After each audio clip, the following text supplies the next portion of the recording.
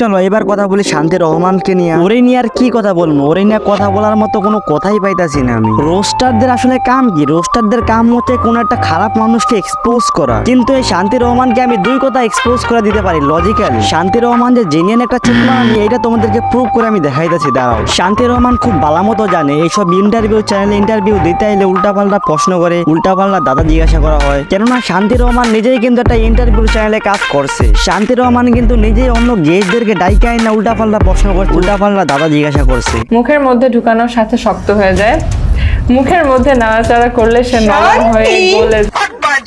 মানে সোশ্যাল মিডিয়াতে কেমনে কি চলে এটা খুব ভালো মতোই ওরা জানে, শুধু না জানার অভিনয় করে। কোনো ভালো মাইয়া, ভদ্র মাইয়া সোশ্যাল মিডিয়াতে জীবনে কাজ করতে পারবো না। সোশ্যাল মিডিয়াতে যেসব মেয়েগুলা কাজ করে ওরা সবগুলো হচ্ছে শান্তি রহমানের মতো ছোট্ট আরানি। সরকারি চাকরি করতে হলে তোমার ঘুষ দেওয়া লাগবে, আর সোশ্যাল মিডিয়াতে মেয়েদের কাজ করতে হলে নিজের শরীর দেওয়া লাগবে। দুনিয়াতে এখন পর্যন্ত এমন কোনো মেয়ে